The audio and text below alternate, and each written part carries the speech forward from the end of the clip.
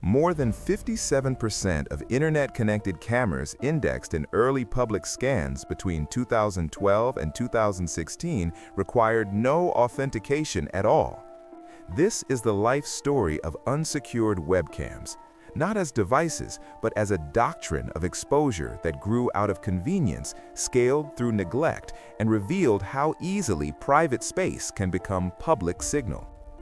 It began with a problem that did not look like a problem.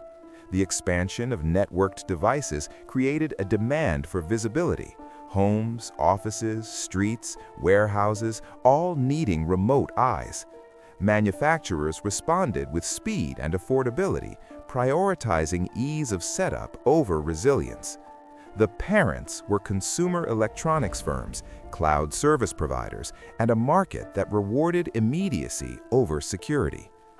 Lesser-known fact, early consumer IP camera designs often shipped with hard-coded default credentials that could not be changed without firmware modification, a design compromise intended to reduce support costs. Early decisions shaped everything that followed. Devices were built to connect quickly, often through universal plug-and-play protocols that exposed them beyond intended networks. Interfaces were simple, sometimes too simple, with minimal encryption or outdated standards. Lesser-known fact, penetration testing of first-generation IP cameras showed that over 70% used unencrypted HTTP for video streams, a test result that made interception trivial on shared networks. Childhood of the system was marked by misunderstanding. Users assumed that physical placement equaled control. If the camera was inside a home, it was private. The reality was different. Connectivity extended the boundary far beyond walls. Early failures were quiet, often unnoticed, as unauthorized access left no visible trace. Lesser-known fact, firmware production cycles for low-cost cameras frequently skipped independent security audits due to tight release schedules, a production issue that allowed known vulnerabilities to persist across multiple models. Small changes mattered more than major features. A default password left unchanged, a firmware update ignored, a router misconfigured. These determined exposure more than resolution or storage capacity. The system did not fail dramatically, it failed incrementally. Lesser-known fact, supply constraints in semiconductor availability during peak demand periods led some manufacturers to substitute lower-cost network controllers with weaker built-in security features. Training, where it existed, was informal. Users learned through setup guides, online forums, and trial and error. There was no standardized doctrine of operation, no consistent understanding of risk. The burden of security fell on individuals without the tools or knowledge to manage it effectively. Lesser-known fact, user behavior studies indicate that fewer than 25% of consumers changed default device credentials within the first month of installation, a crude training detail that significantly increased exposure risk. Growth came through scale. Millions of devices entered homes and businesses, each one a node in a vast, loosely managed network. Standardization emerged not from design discipline, but from shared shortcuts, common firmware bases, reused code, identical vulnerabilities. The ecosystem matured in volume, not in robustness. Lesser-known fact, large-scale internet scans identified clusters of identical camera models sharing the same firmware version and vulnerability profile, enabling automated exploitation across thousands of devices. Logistics of deployment favored speed. Devices were pre-configured, shipped with minimal setup requirements, and integrated into existing networks with little oversight. Manuals emphasized functionality, how to view, record, and share, not how to secure. Lesser-known fact, documentation for many consumer cameras allocated less than 5% of content to security practices, a command doctrine shift that prioritized usability over protection. The system around the cameras grew more complex. Cloud storage, mobile applications, remote access, all added layers of convenience and risk. Each integration point introduced new potential vulnerabilities.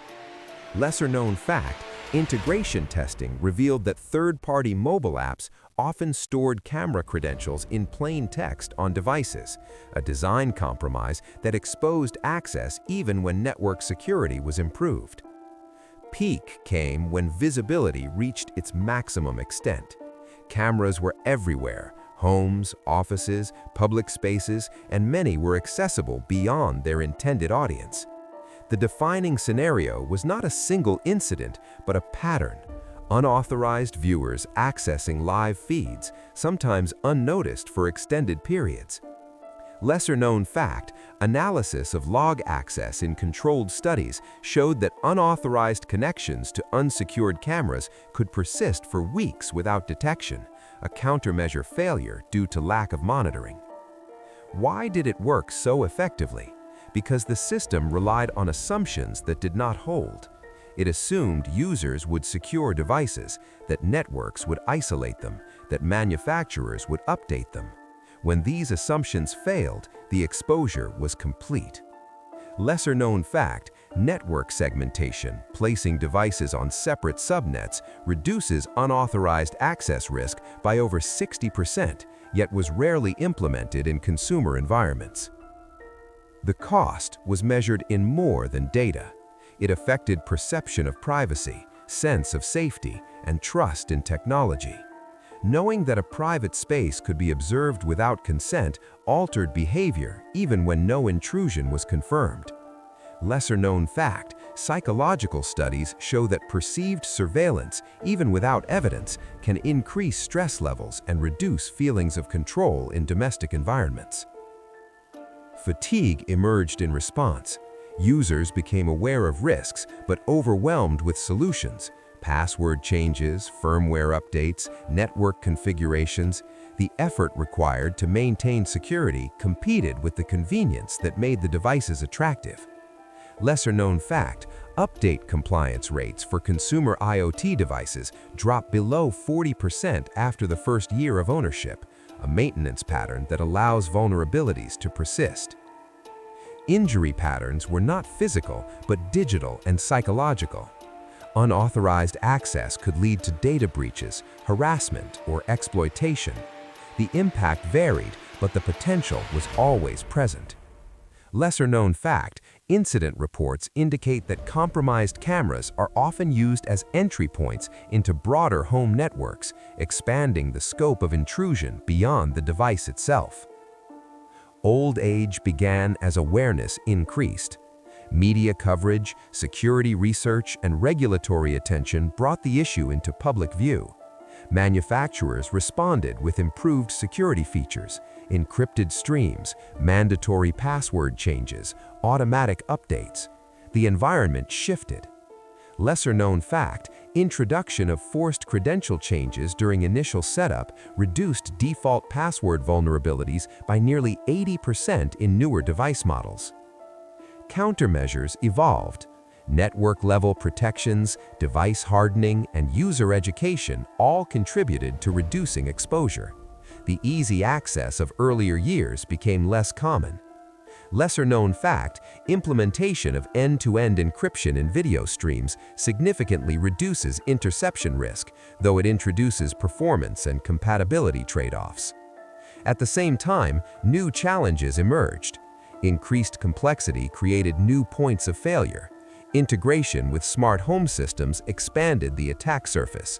The problem did not disappear, it changed form. Lesser-known fact, security assessments of modern smart home ecosystems show that vulnerabilities often arise at integration points rather than within individual devices. Replacement was not a single technology, but a shift in approach. Security became a feature, not an afterthought. Standards developed, regulations enforced minimum requirements, and consumers became more informed. The doctrine of exposure gave way, slowly, to a doctrine of managed visibility. Lesser-known fact, regulatory frameworks in several regions now require baseline security features in connected devices, including unique default credentials and update mechanisms. Legacy is complex. The unsecured webcam era revealed how quickly convenience can outpace control, how systems can scale without corresponding safeguards. It informed the design of future devices, emphasizing security from the outset. Lesser-known fact, lessons learned from early IoT vulnerabilities have been incorporated into industry guidelines, influencing everything from device authentication to lifecycle management. What later designs copied was not the openness, but the connectivity, the ability to see and be seen across distance. What they changed was the assumption of trust. Systems now account for misuse, not just intended use. Lesser-known fact, modern device architectures increasingly adopt a zero-trust model, treating all Fewer than 1 in 10 compromised consumer cameras in documented cases between 2014 and 2018 showed any visible sign to the owner that access had been gained. This is where the life story deepens, when exposure stops being theoretical and becomes a system with patterns, behaviors, and consequences that repeat across networks rather than isolated devices. Growth did not just mean more cameras, it meant more pathways. Devices began to speak to each other, to cloud services, to mobile applications, forming an ecosystem that was wider than any single point of control.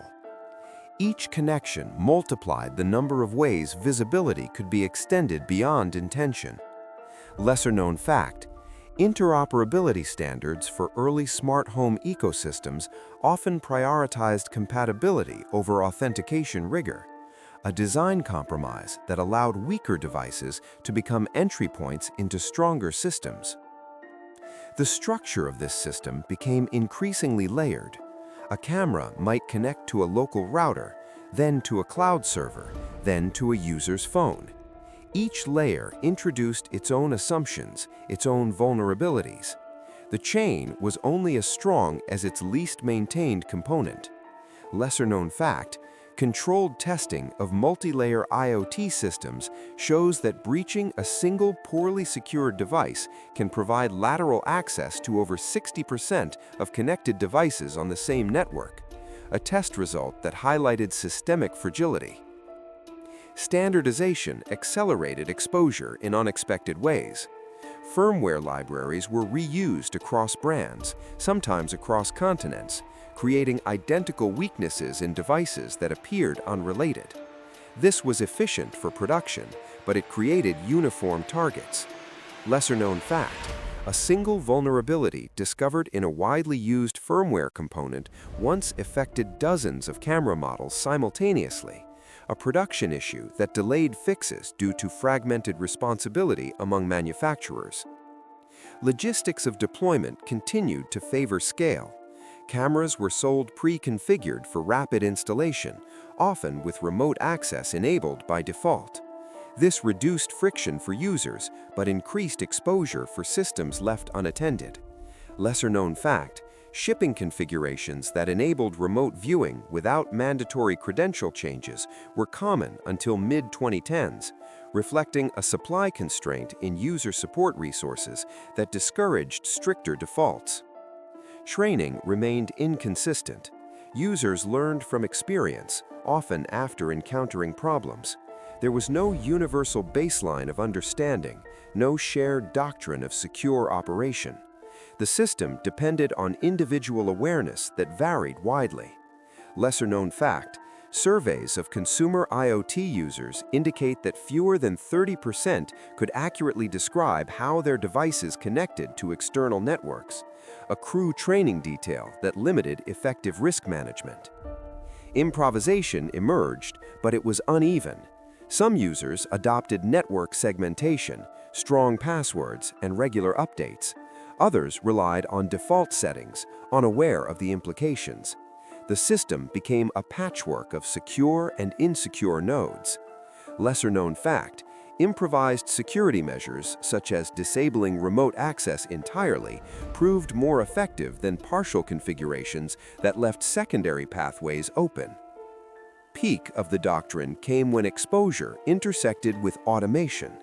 Tools were developed that could scan, identify, and access unsecured cameras at scale. What had been individual incidents became systemic behavior. The defining scenario was not a single breach, but the ability to locate thousands of vulnerable devices within minutes. Lesser-known fact, automated scanning tools can identify open camera ports across large IP ranges in under an hour, a countermeasure gap that outpaced manual detection efforts. Why did it work so effectively at this stage? Because the system had matured in size, but not in resilience. The assumptions of earlier phases persisted, even as the scale increased. The imbalance between growth and security became most visible here. Lesser-known fact, network-wide security assessments show that vulnerability density often increases with scale when standardization outpaces maintenance. The cost became more visible. Incidents of unauthorized access were reported more frequently, sometimes with significant consequences. The impact extended beyond individual devices to networks, data, and personal security. Lesser-known fact, cameras have been used as part of large-scale botnets, contributing to distributed denial-of-service attacks that affect unrelated systems.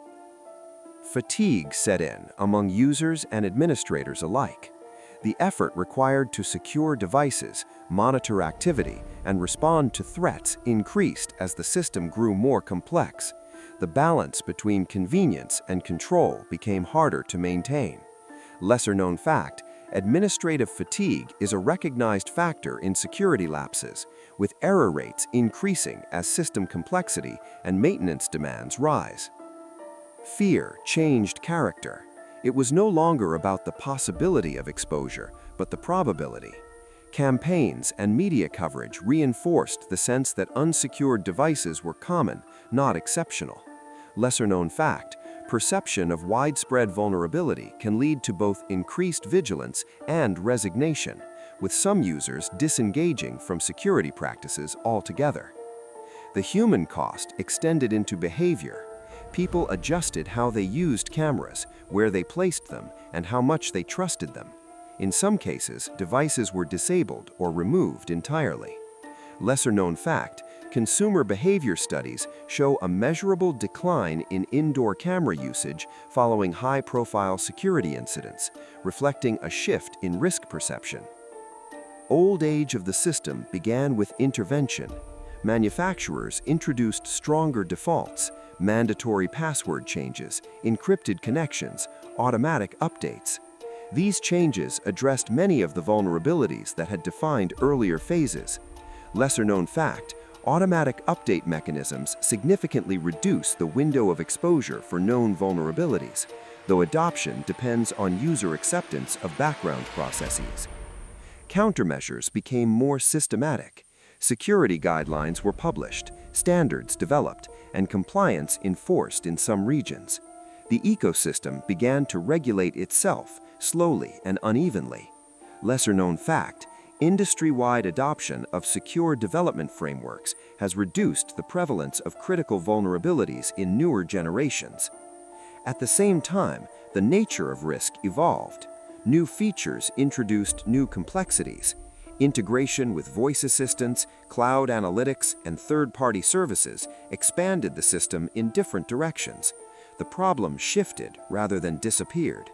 Lesser-known fact, security evaluations of integrated smart systems often identify misconfigurations at the intersection of services rather than within individual components.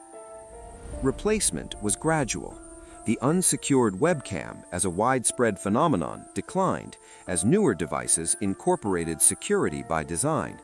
The doctrine of exposure gave way to a more controlled model, though not without gaps. Lesser-known fact, devices manufactured after 2020 show a marked decrease in default credential vulnerabilities, reflecting industry response to earlier failures. Legacy remains in the lessons learned. The importance of secure defaults, user education, and system-level thinking became clear through experience rather than design. These principles, developed in response to IoT vulnerabilities, are now applied in areas such as industrial control systems and connected vehicles. What later designs carried forward was the concept of continuous visibility, real-time access, remote monitoring, integration across platforms. What they changed was the expectation of security as optional. It became a requirement, not a feature. Lesser-known fact, modern security architectures increasingly assume breach as a baseline condition, designing systems to contain and mitigate rather than prevent entirely. And so the system moved into a different phase, not gone, but transformed. The unsecured webcam became a reference point, a case study in how technology can outpace its safeguards. The visibility it enabled did not disappear. It was reshaped, constrained, and better understood. It leaves a quieter understanding behind. The act of watching is never neutral when the system of watching is not fully under control. In controlled audits of connected environments, more than 35% of legacy camera devices still in use as of the early 2020s could not receive security updates at all. This is where the life story closes, not with disappearance, but with persistence in corners, where outdated systems remain active long after the doctrine that created them has moved on. By this stage, exposure no longer depended on discovery, it depended on neglect. Devices that could not be updated, networks that were never reconfigured, users who assumed that silence meant safety, these formed the remaining landscape. The system had matured past its most vulnerable phase, but it had not fully replaced it. Lesser-known fact, end-of-life hardware policies in consumer IoT often leave devices unsupported within 3 to 5 years, a design compromise driven by cost and rapid product cycles. The pattern of late-stage incidents reflected this shift, fewer in number, but often concentrated in environments where older devices persisted. These were not the widespread exposures of earlier years, but pockets, isolated but still significant. Lesser-known fact, vulnerability databases show a strong correlation between device age and exploit availability, with older models accumulating more documented weaknesses over time. The system around the devices had also changed. Networks were more segmented, security tools more advanced, awareness more widespread. Yet legacy devices often existed outside these improvements, connected but not integrated into modern safeguards. Lesser-known fact, network scans frequently identify legacy devices operating on separate, unmanaged segments, a supply constraint in administrative oversight rather than technology. The defining late-stage scenario was quiet and repetitive. A camera installed years ago, functioning as expected, unnoticed until an external scan or internal audit revealed its exposure. No dramatic breach, no visible intrusion, just a system that had never been updated. Lesser-known fact, periodic security audits can reduce unnoticed vulnerabilities by over 70%, but are rarely performed in small-scale or residential environments. Why did it persist? Because replacement carries cost, effort, and disruption. Devices that still function are rarely prioritized for upgrade, even when their security is outdated. The logic of utility outweighs the logic of risk until an incident occurs. Lesser-known fact, consumer upgrade cycles for non-critical electronics often exceed 7 years, far longer than typical security support lifespans. The cost in this phase became uneven. Some users experienced no issues, reinforcing a sense of safety. Others encountered breaches that seemed sudden but were rooted in long-term neglect. The unpredictability of impact made risk harder to perceive. Lesser-known fact, risk perception studies show that infrequent but high-impact events are often underestimated in everyday decision-making. Fatigue remained, but it changed form. It was no longer about managing complexity, but about deciding whether to act at all. The effort required to replace or reconfigure devices competed with the absence of immediate consequences. Lesser-known fact, decision inertia is a documented factor in delayed security updates, particularly when systems appear to function normally. Fear, where it existed, was more abstract. It was tied to awareness of possibility rather than direct experience.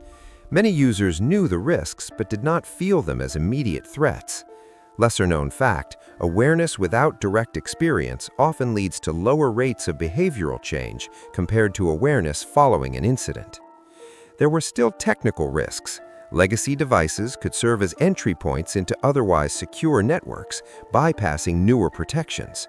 Their presence created asymmetry, modern systems connected to outdated nodes. Lesser-known fact, mixed security environments increase overall vulnerability, as attackers can exploit weaker components to access stronger ones. Old age of the doctrine is defined by this coexistence. New systems built with security in mind, old systems continuing under previous assumptions. The transition is incomplete, uneven, ongoing. Lesser-known fact, full replacement of legacy IoT infrastructure in large environments can take over a decade, reflecting both cost and operational constraints. Countermeasures at this stage focus on containment rather than elimination. Network isolation, monitoring, and selective replacement reduce risk without requiring immediate overhaul. The approach is pragmatic, acknowledging that complete renewal is rarely feasible. Lesser-known fact, network isolation of legacy devices can reduce their exploitability by over 80%, even without direct updates. Replacement continues gradually. As devices fail or are upgraded, the proportion of unsecured systems declines. The doctrine of exposure loses ground, not through eradication, but through attrition. Failure rates of consumer electronics increase significantly after 5 to 7 years, indirectly accelerating replacement cycles. Legacy in its final form is distributed. It exists in guidelines, in standards, in design principles that now emphasize security from the outset. It also exists in the remaining devices, still operating, still vulnerable, reminders of an earlier phase. Lesser-known fact, industry standards for IoT security now include requirements for lifecycle support and update mechanisms, reflecting lessons learned from earlier shortcomings. What later systems copied was the reach, the ability to extend vision across distance, to integrate observation into daily life.